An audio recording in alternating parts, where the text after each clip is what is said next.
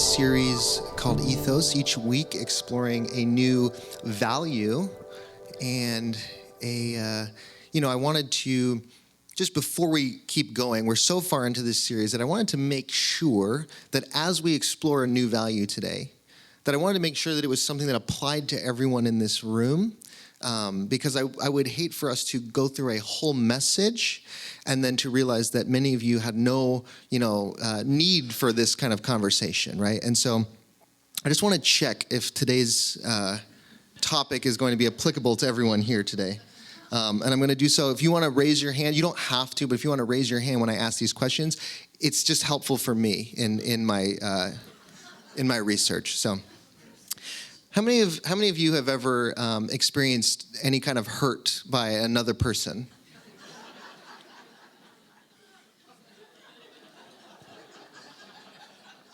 Okay, thank you. You can put your hands down.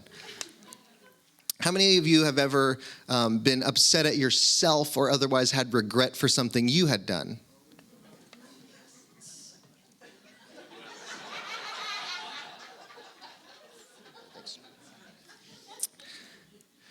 How many of you have ever felt that life was unfair?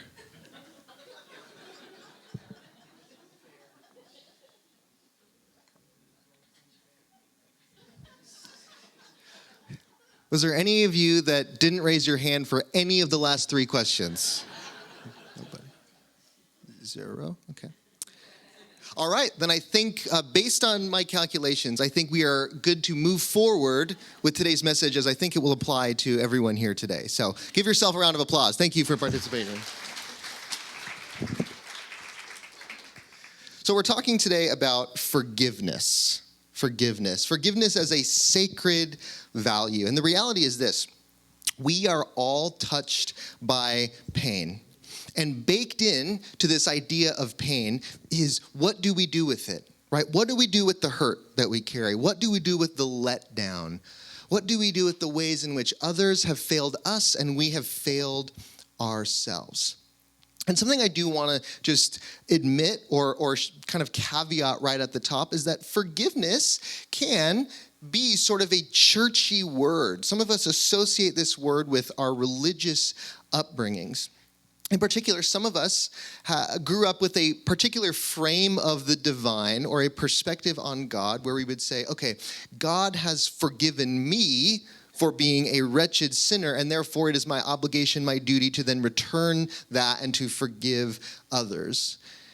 And yet for many of us, we've left behind a narrow understanding of the divine, perhaps in that way, but we're still left with this question of what do we do with this idea of forgiveness, this word that maybe it's lost some meaning for us throughout the years. And so my invitation for us today is that we would let go of the things that we've been holding on to, and we'd see forgiveness as an opportunity, right, to take our bitterness, to take our expectations, to take our regrets, right, and free ourselves from them, right, to find freedom in the letting go.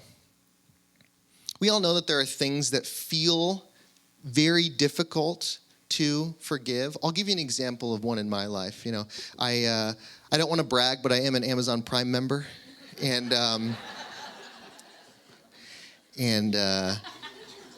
one of the things that I loved about Amazon Prime is that for a while they gave you access to their entire library of TV shows and movies included in your Prime membership, and then not too long ago, they announced that they were adding commercials back in and that you had to pay even more money to get the very same thing without ads, right? And I find that we need to have lines, right? We need to have a place where we say, hey, this is unforgivable, okay? So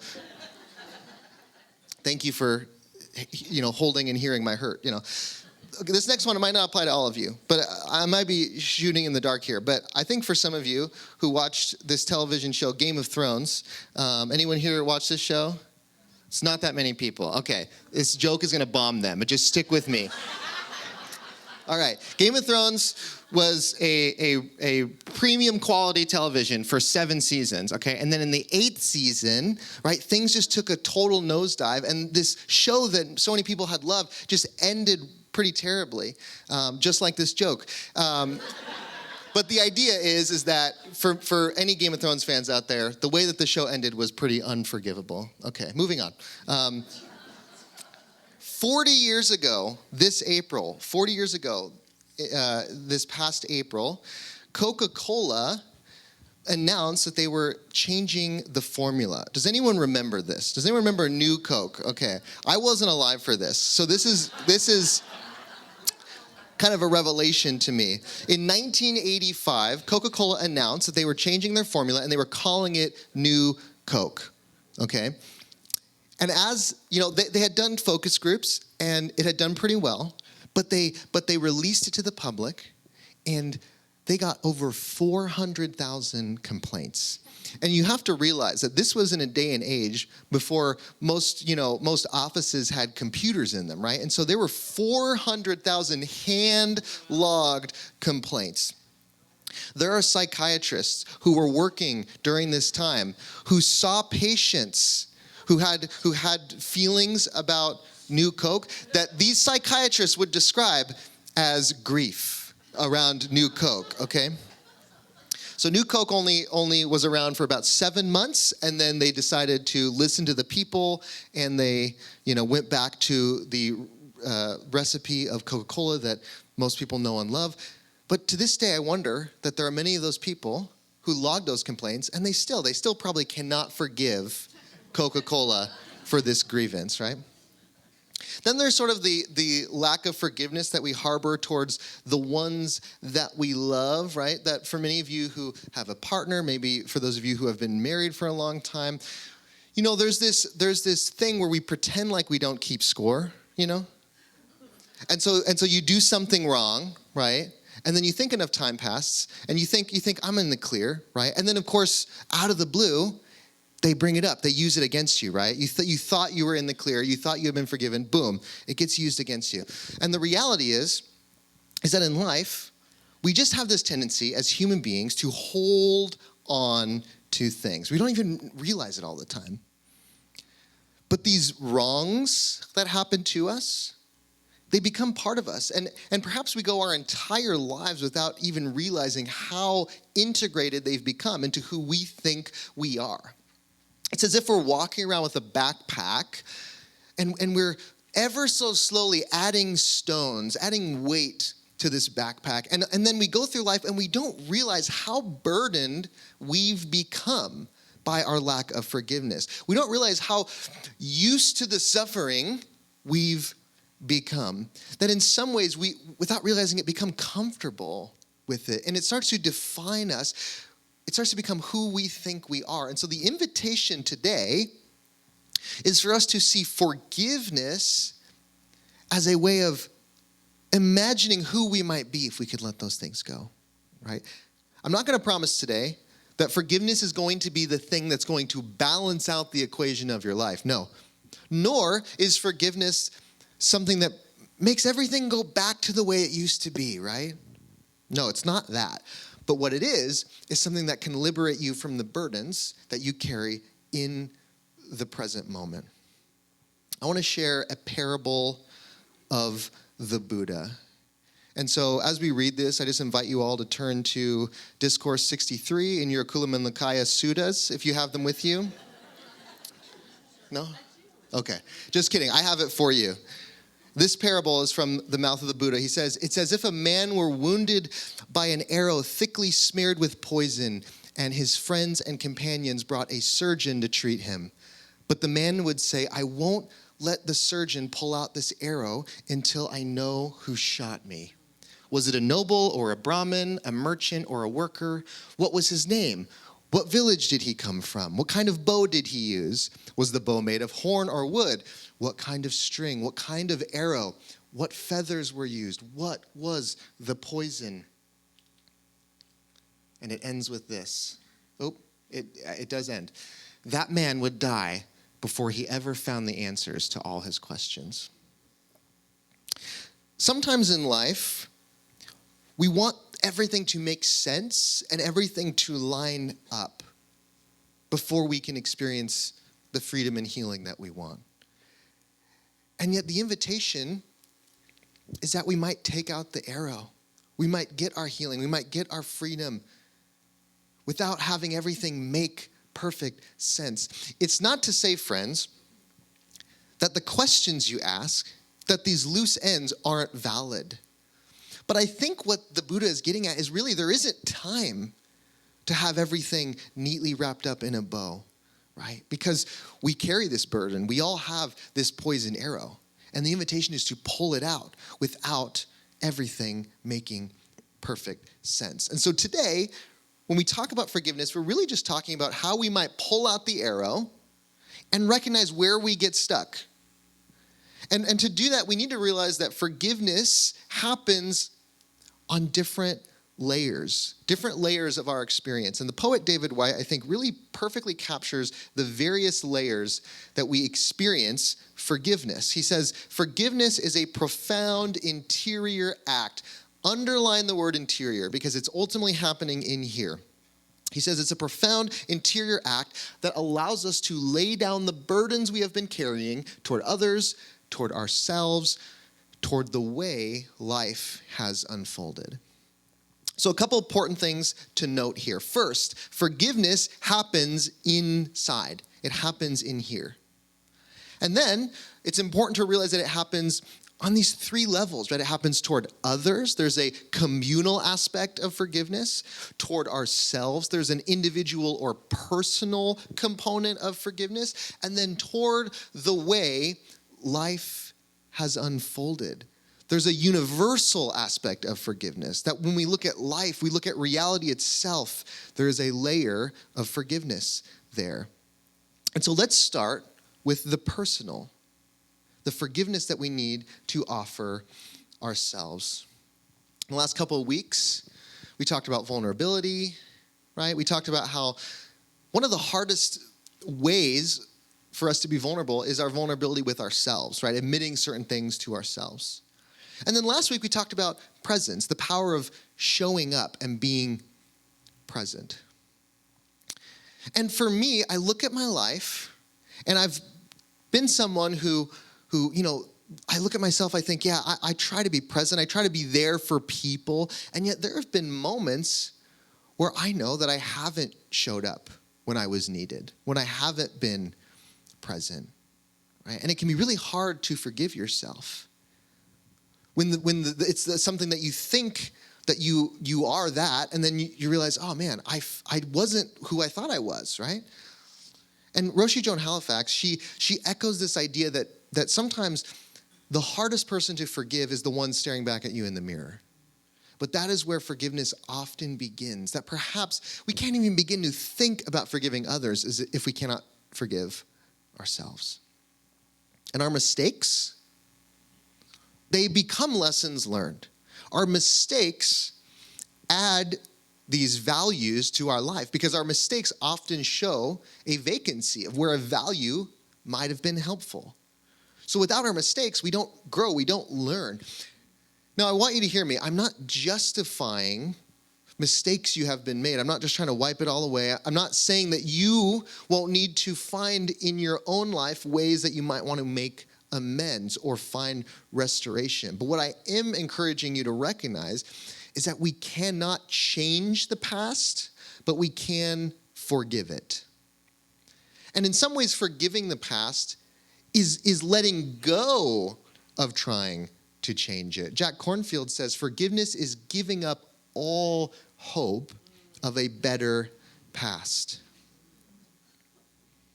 Friends, when we look at ourselves, when we look at others and we say, if only that had been different, everything would be okay. If only you had acted differently, if only you hadn't done that thing, if only I hadn't done that thing, then everything would be just fine. But the reality is that what happened, happened. And the could've of it all, or the should've of it all, at a certain point, just isn't helpful, right? In many ways, the could've and the should've It's us asking these questions of life while we have this poison arrow sticking out of us. And so when you let go of a hope for a different past, you then become free to remove the arrow. And you find healing and you find freedom in the present moment, which is the only time and place where you can ever actually be free. Now, there are some of you out there that you would say, well, Jake, you don't know what I've done, right? You couldn't possibly know what I'm trying to forgive within myself. And again, I'm not here to ignore or excuse the wrongdoing. What I am saying is that I believe from the core of my being that when it comes to this world we're in, when it comes to the universe that we're in, I do not believe that the universe is saying that you must suffer until your debt is paid, that you must suffer until you have earned forgiveness. See, this is an idea that many of us were handed by religion. Religion gave us this concept of penance, right? That we must pay a certain level of penance in order to find forgiveness. That whatever the weight of your crime or your misgiving was, you must counterweight it on the other side, right? And so many of us grew up with very rigid versions of this. I didn't grow up Catholic, but, it is my understanding that, when you have committed a wrong, you are given a very specific amount of Hail Marys very often to say. And I've always wondered how they come up with that number, that specific number. And I've been wondering lately, maybe the reason why you can't see the priest on the other side of the partition is because they have a laptop out and they're actually going through an Excel spreadsheet, right? So as you confess to them, they're kind of like, okay, so this is the sin, and then this is how old this person is, and this is how many times they've confessed before, and they put it in, and they get you a perfect, so perhaps they're also masters of Excel, and we had no idea, right? But really, the reality is that many of us, grow up in some kind of understanding of the divine that was that rigid. And it's something that even if we don't live in that God concept anymore, we still might live in that framework of forgiveness.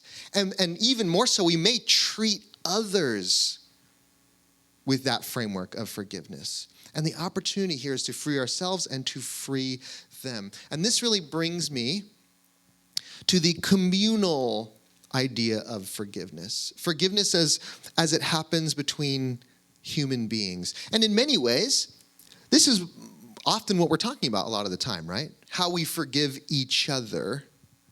And also, this is where it can get the toughest, because you might be able to say, yeah, I can forgive myself. Yeah, I can love myself, but I cannot forgive them. Now, I want to take a moment and I want to break down what this word forgive means in terms of language. If you break this word down to its roots, essentially forgive means to give up. Okay, you give something up. And it was often used in terms of debt.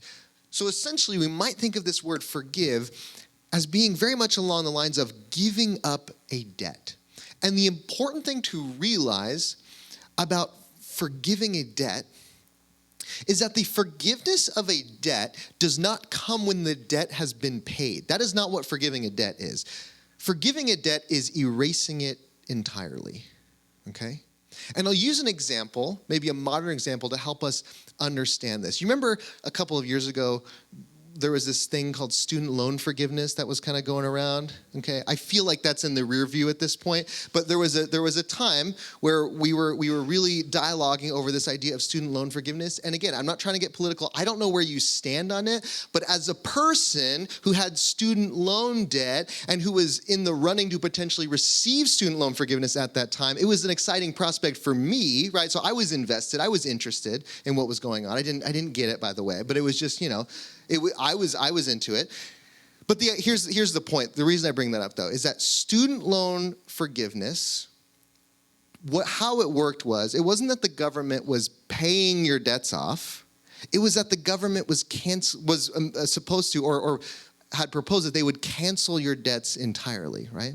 And the idea here is that when you forgive, it's not that you are waiting for someone to pay their debt to you. It is not that you are waiting for another person to right all the wrongs that they have caused in your life. They may never. They likely will never be able to. It's about creating freedom for them and freedom for yourself, right? Getting rid of the idea that there is a debt to be paid. And really, in a lot of ways, you are the person that experiences that freedom more directly, more tangibly. As James Baldwin says, forgiveness is not for the other person. Forgiveness is a gift you give yourself, but it does not mean that you forget or that you excuse the harm done. Friends, it is not a requirement of forgiveness that you forget. It is not a requirement of forgiveness that you excuse. And in many cases, it's not wise to. The important realization here is that forgiveness is not about the other person. It's this gift you give to yourself, because the reality of holding on to a debt is that we are the ones who often suffer more than anyone else, right? We are the ones in pain. We are the ones with the burden. So when you forgive someone, it can happen completely within the confines of your own heart and your own mind. You might forgive someone, and it doesn't make that person a safe person for you to be around, right? You can still hold them in love and compassion, but forgiving and forgetting really doesn't always work, right? And Archbishop Desmond Tutu, he echoes this and affirms it. He says, forgiving is not forgetting. It's actually remembering and not using your right to hit back. It's a second chance for a new beginning, right? Archbishop Desmond Tutu, who experienced untold suffering, right, at the hands of apartheid in South Africa, right? So he would know a thing or two about forgiveness. Friends, that new beginning does not always mean re-engaging a relationship with the person that wronged you. That new beginning might be with someone who's already passed, right? But you can still forgive them in your heart. That new beginning might mean that you're forgiving someone who will never know in this life that you've forgiven them, but you do. Because the idea of forgiveness is that it's about lightening the load in your life. And it is a massive perspective shift. It's about changing the way that you relate to yourself and you relate to others. And this is a perspective shift that I believe has been unfolding throughout human history. You know, as we evolve, as our consciousness has been expanding and developing, I think we've understood and grasped this idea of forgiveness in more and more complex ways. Like, let's go back to the ancient world for a second and look at some ideas that are very archaic to us now, but maybe were thought of as pretty inventive at the time, right? Like, do you remember this classic eye for an eye, right? Like, imagine being in ancient Babylon, okay? Just, we're there for a second. We're in ancient Babylon, right? And King Hammurabi is gathering around some of his friends, and he's like, all right, everyone, I've got a good one. I came up with something, okay? I want to try it out, okay? Listen, check this out. Eye for an eye, right? And all his friends are like, whoa, why didn't I think of that? That's pretty interesting, you know. Okay, that was supposed to be funnier, but I forgive you. I forgive you. At the time, people thought, oh, wow, an eye for an eye. This is like a new inventive way of relating to one another. But what do we know now, right? There's that quote, an eye for an eye leaves the whole world blind. We know that this way of relating to one another, this way of thinking that we're retaliating, responding, it just doesn't work. And so we move forward from an eye for an eye a couple thousand years to, say, Jesus on the cross, who, as he is being crucified, says of the people crucifying him, forgive them for they know not what they do, right? Think about that evolution in consciousness, moving from an eye for an eye to forgive, asking God to forgive those harming me for the fact that they don't know what they're doing. Essentially, praying on behalf of those harming you. And I think what Jesus understood in this moment, what's so powerful, is that And Eckhart Tolle, he reflected this in his talk, that all of this really stems from unconsciousness, right? It stems from a lack of awareness. And as we evolve, we are given this invitation to grow in awareness, to grow in consciousness, to grow in empathy for one another, and realize that in many ways, the old cycle that we are being invited out of, that old cycle is one we were all victims to. Stephen Levine says that forgiveness is not about letting anyone off the hook. It is about understanding that we are all caught in a web of conditioning, trauma, and forgetfulness, and choosing to step outside of this cycle. We've all watched people spend an entire lifetime in that cycle. And we know that human history, there are many eons of time in which all humanity has been in that cycle. And yet it is the radical spiritual teachers like Jesus and Buddha who are inviting us to leave behind the cycle entirely. How many of us know that right now in our country, we are still very much caught in that cycle? In many ways, we are very much in an eye for an eye mentality, right? Particularly with the duality of our politics, right? It's just eye for an eye for an eye for an eye. I'll give you an example because I think this affects everybody, and I think we all could do with understanding how we might inject some forgiveness and empathy into the equation. I'll give you an example, okay? So there are people who voted for the current administration and people who didn't. Do we know that? We know this, right? This makes sense. This is how politics works, right? Okay? So there are people who voted for the current administration and people who didn't, okay? And there are people who voted for the current administration in the hopes that their interests would be protected, right? That they would be taken care of, that they would be protected in certain ways. And then the current administration has done certain things in terms of cutting jobs, in terms of cutting healthcare, so that the very people who voted for the current administration are actually not receiving the protection, they're not receiving the safety that they thought they were going to, that they have become victims of some of these policies. But now what's happened? People who did not vote for the current administration have then turned around, looked at those people and said, you brought this upon yourself. It said, oh, this is what you get, right? Essentially, they're saying you deserve this. And there is not a forgiveness and an understanding and a gentleness there.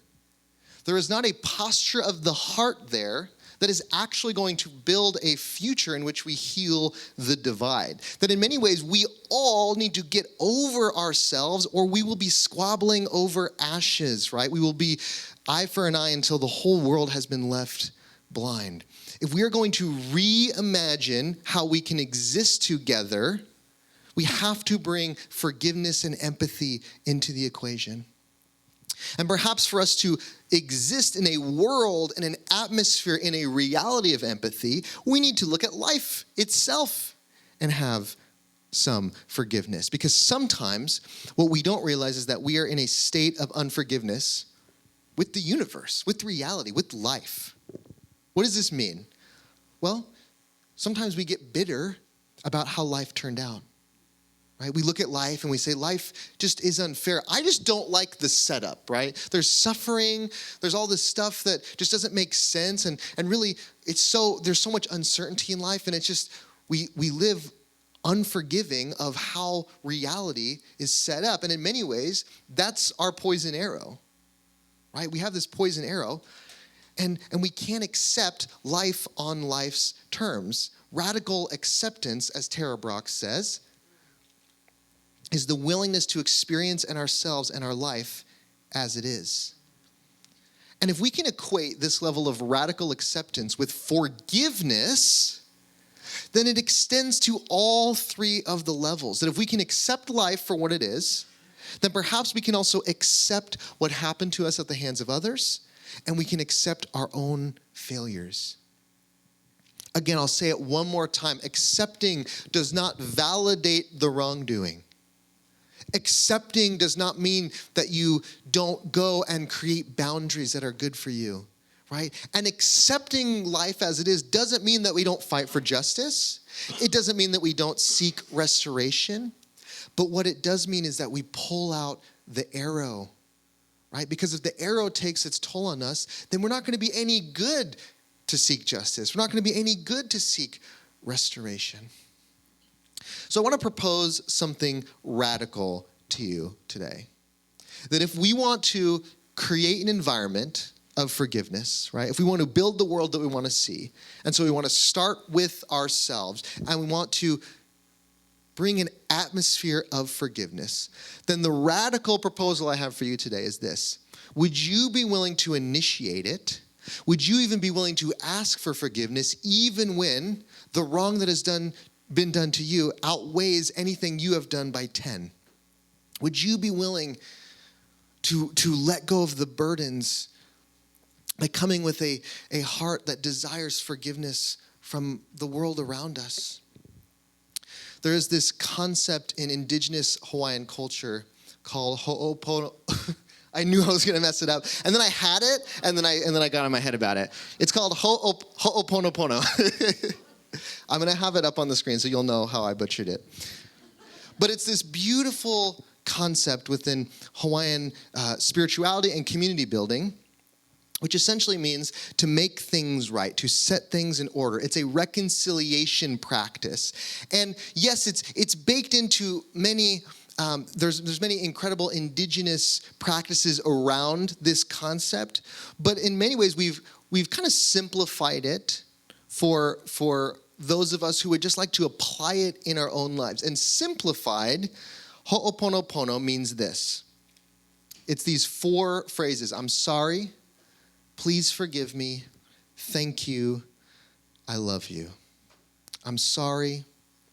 Please forgive me. Thank you. I love you. We can focus, friends, on all that's been done wrong to us.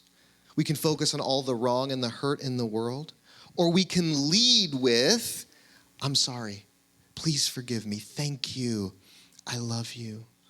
Because I believe that when our time on this planet comes to an end, right, as individuals, that what we're going to want more than anything is the lightness of letting go of all the burdens we've carried, all the unforgiveness we hold, all the areas where we may need forgiveness, and that perhaps all that is left to say at the end of our lives would be, I'm sorry, please forgive me, thank you, I love you. And if that's how we would like to leave this world, then may that be how we choose to live in this world. Perhaps this is the type of heart and the type of posture that we need to heal our world, to heal the bonds that we share, and to heal ourselves. That courage to say, I'm sorry, please forgive me, thank you, I love you, no matter what has been done to us. So I want to invite you just to take the next couple of minutes in your own heart to just take some time with these 4 phrases. Take some time with ho'oponopono and just ask yourself, where is this showing up in your life, right? Maybe there is someone in your life that these words ring incredibly true, right? Maybe this is something that you need to say to yourself today. And perhaps this is something that, as we spoke about at the very beginning, perhaps this is something that you are saying to our earth, to our mother, to our planet. But however this is showing up for you, I just invite you to take the next few moments, right, and sit with these words.